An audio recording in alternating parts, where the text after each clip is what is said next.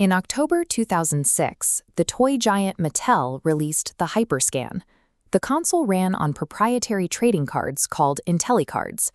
These were essentially paper sandwiches with a functioning, rewritable silicon microchip embedded directly in the middle. Mattel attempted to break into a high-stakes gaming market, simultaneously preparing for the launch of technically superior hardware like the PlayStation 3. But the IntelliCard faced a severe physical constraint. To act as a computer, a chip needs power. Yet these cards contained absolutely zero internal batteries, and they had no physical copper contacts to plug into the console. To understand how this system operated, we have to look inside the card.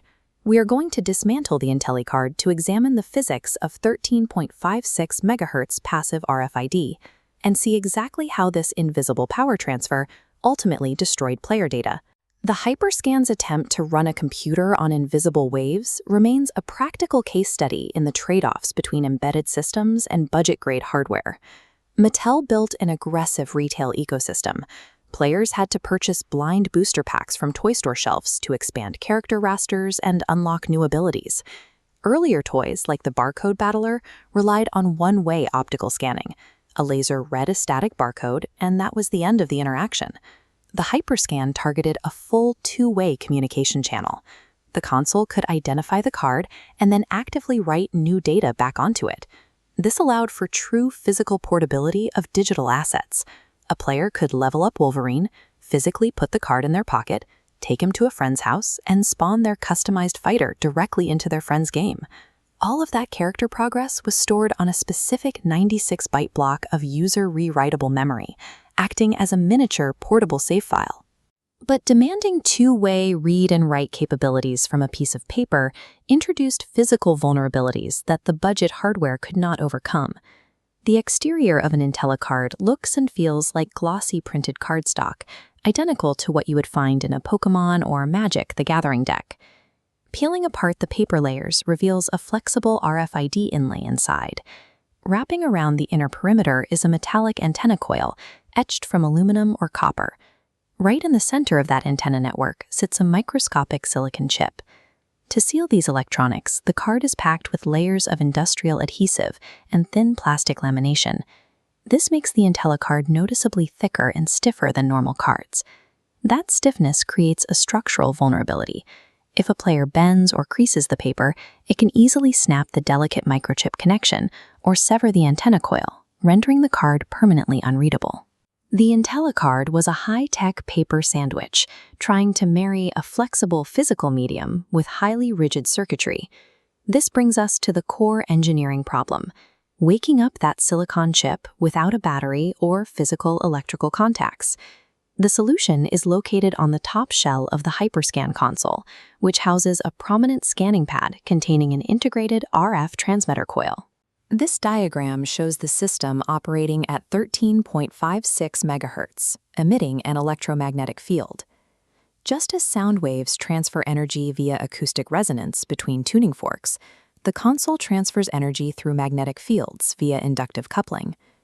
When an IntelliCard enters the scanner's field, magnetic waves intersect the metallic antenna loop. This actively induces an electrical current within the coil, routing directly into the central silicon chip. That induced current provides the exact momentary power the chip needs to wake up, process data, and send a radio signal back. Through inductive coupling, the console effectively acts as a wireless power plant for every piece of paper brought within its range. This diagram illustrates the chip's memory, mapped into three distinct sectors. First, an 8-byte hardware ID. Second, a 6-byte one-time programmable block. And finally, the critical 96-byte user rewritable block, which saves your character levels and experience points. During combat, the console performs a quick read scan. You swipe a mod card, the console grabs the ID, and instantly triggers a health boost or special move on screen. But after you win a battle, the console performs a write scan, overwriting that 96-byte block with your newly updated stats. This two-way read and write workflow was the system's core innovation, but it also functioned as the primary cause of frequent data corruption. In practice, the scanning reliability was notoriously poor. The pad frequently failed to register cards on the first attempt, forcing players to hover, wave, and swipe multiple times. Having to pause mid-action in a fast-paced 2D fighter to wave a card over a plastic scanner destroyed the game flow and player immersion. This time series graph isolates the technical cause. It compares the duration and field stability of a read cycle against a write cycle, exposing a massive physical asymmetry in passive RFID. Reading is near instantaneous, but writing requires a significantly longer, steadier magnetic field. If a player pulled the card away too early, the inductive power collapsed midway, corrupting the 96-byte block. That corruption wiped out hours of progress, instantly resetting the character data back to factory defaults. The hardware simply could not maintain a stable energy field during normal human movement, turning the system's defining feature into its most reliable failure. Beyond the scanning errors, the IntelliCard chips are highly sensitive to their environment. Static electricity, magnetic fields, and excessive heat can disrupt or permanently erase the onboard memory. Traditional video game media, like optical discs or solid-state cartridges, are highly durable and form the backbone of video game preservation. The HyperScan presents a specific challenge for long-term use.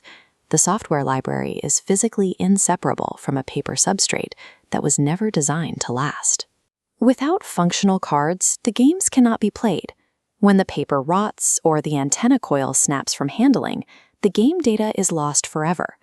Ultimately, the HyperScan demonstrates what happens when software relies on a fragile physical carrier. When the paper fails, the code inside is lost.